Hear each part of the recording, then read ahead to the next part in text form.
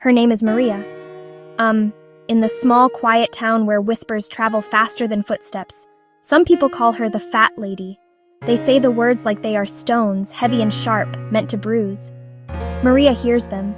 She feels the sting of each syllable, but she does not answer. She has learned to carry the weight of their judgment in her silence. Her home is a small house, a place that should feel like a sanctuary.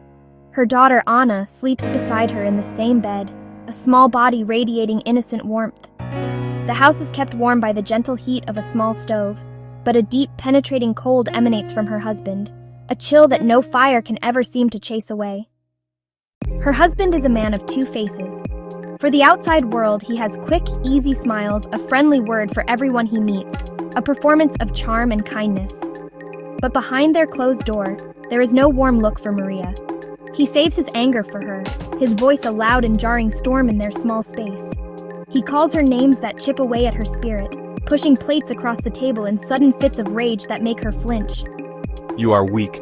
You are slow, he says, his words designed to keep her small. And so, Maria shrinks inside herself, a quiet shadow in her own home. She works a thankless job in a small shop, returning home tired, only to cook, clean. Anna is 8 years old, a bright spark in the dimness of Maria's world. She loves her mother's hands, the way they feel so capable and soft when they braid her hair check for a fever. She loves the small, quiet songs her mother hums, melodies that feel like a secret language of love just between them. In Anna's innocent eyes, her mother is the embodiment of safety, a magical force that can fix anything. But children see more than we think. Anna sees the silent tears her mother cries at night when she thinks no one is watching. Anna sees her father leave the house many nights, the slam of the door echoing long after he is gone, leaving a void of cold air and fear behind. In those dark moments, Anna becomes her mother's protector. She hides under the heavy blanket, a small warrior against the night's sorrows. She reaches out and holds her mother's hand, a tiny anchor in a turbulent sea. Mama, I am here. One ordinary morning, the world shifts on its axis. The husband leaves and does not return. He takes with him all the money they had, a final act of control and cruelty. He does not even grant her the dignity of a face-to-face departure, leaving only a short, cold note on the kitchen table. The note is filled with mean, cutting things. He writes that Maria is free now, a word meant to sound like a gift, but that feels like a curse. The words do not feel like freedom. They feel like the sharp, terrifying edge of a new and unknown fear. She looks at the empty space on the bed where he used to sleep, a hollow that seems to absorb all the light in the room. The silence is no longer just the absence of his anger. It is the presence of a vast, daunting uncertainty.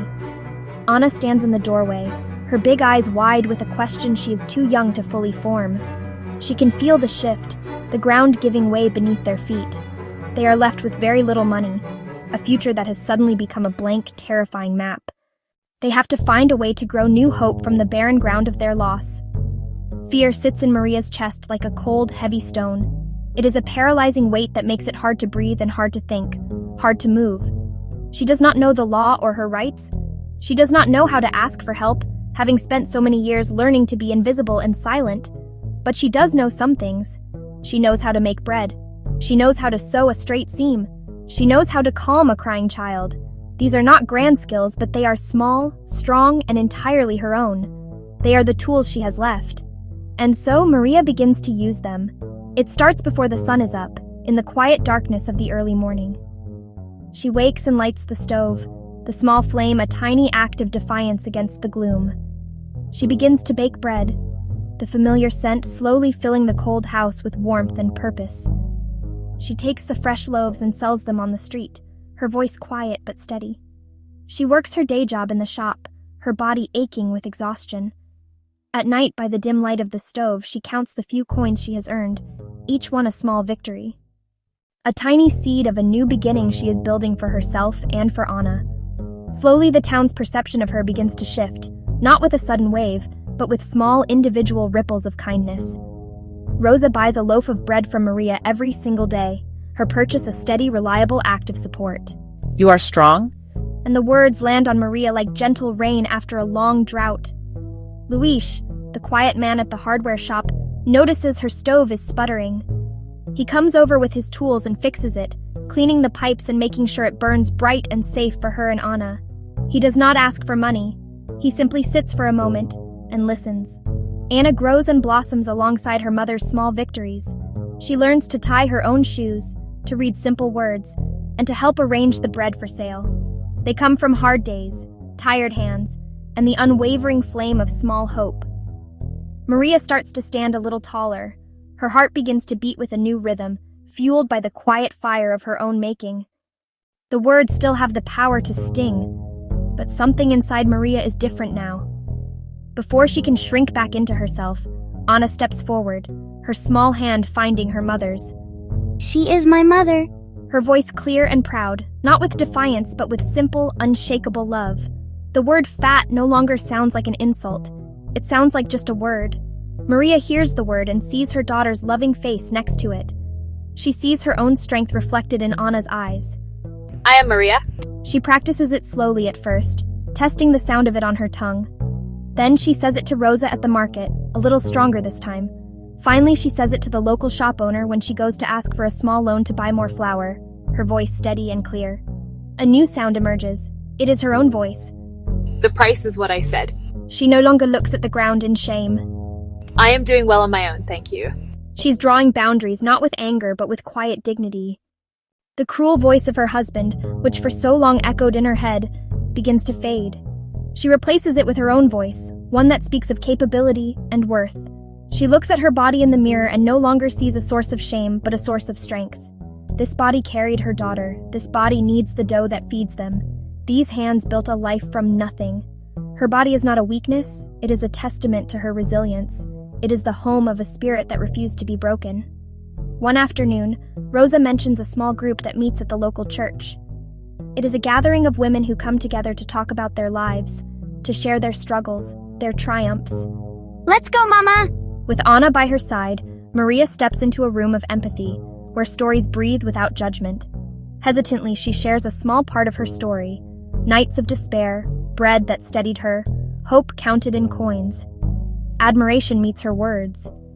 They ask her to bake for a church sale, small yet monumental, not charity, contribution, respect for what she can do. The day of the bake sale arrives bright and clear, as if the sky itself is smiling down on her. Maria stands proudly behind a long table beautifully arranged with her golden brown loaves of bread. People from all over town come to the sale. They mill around the tables, but there is a special buzz around Maria's. People come, they buy her bread, and they say good things. They speak not just of how delicious it is, its perfect crust and its soft interior. They are seeing the quality of her work, the love baked into every loaf. Who made this wonderful bread? I did. In that moment, the small town sees her. The old name dissolves, replaced by the reality. Maria the baker. Anna stands beside her, proud and bright. Love powerful enough to light the square. She sees possibility. She will buy a better oven. She dreams of a warm bakery with her name above the door. The day ends, and they walk home hand in hand, the setting sun casting long, warm shadows behind them. Maria is still a big woman. She is still a single mother in a small town, but she is no longer defined by what she has lost, or by the names others have called her. She is defined by what she has built, by the love she shares with her daughter, and by the quiet, unshakable strength she has found within herself. She looks toward the horizon, where the last light of the day paints the sky in hues of orange and gold. She knows that just like the sun, she too will rise again tomorrow, stronger and brighter than before. It is a collision of worlds, past and future, held steady by love. And in that love, she stands, not small, but whole.